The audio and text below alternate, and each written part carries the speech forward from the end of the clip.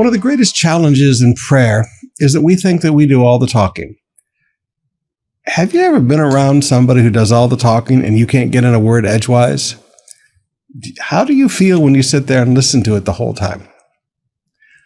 Now my question is, how do you think the Father feels when you think that prayer is a one-way conversation with you doing all the talking? Let me tell you what I've learned in my short life. The greatest seasons of prayer I've ever had were when I responded to God's voice. Now think with me. In 1 Samuel chapter 3, verses 9 and 10, young Samuel, the prophet, because God was moving from the priesthood to the prophets. Eli was the last of the priests. Samuel began the prophets. God began to speak to Samuel as a boy. And the funny thing is, he slept in the holy place. He slept in the tabernacle. He slept in the presence of God, which blows my mind already. But one night as he was sleeping in God's house, God spoke to him. He didn't know, he kept thinking it was Eli calling for him, but it wasn't. Finally, Eli figured it out and said, "This is how you answer, Samuel. When you hear God call your voice, say, 'Speak, for your servant is listening.'" It's not hard when God begins to speak to you.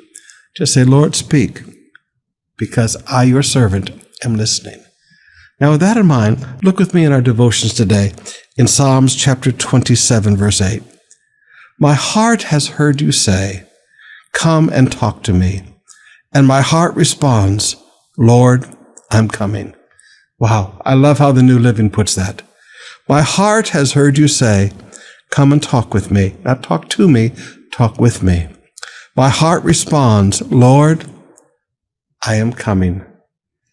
Beloved, when God begins to wake you up in the night and you hear that still small voice in your heart, don't roll over and go back to sleep. Get up and talk to him. When in the early hours of the morning, God's voice touches your heart, get up and talk with him. Sometimes it happens on an airplane and I go hide in the toilet for a little while and spend some time in prayer.